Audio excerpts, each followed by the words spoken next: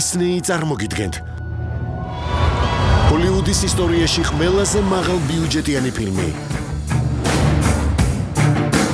და წარმოუდგენელი სპეცეფექტები სამდეში.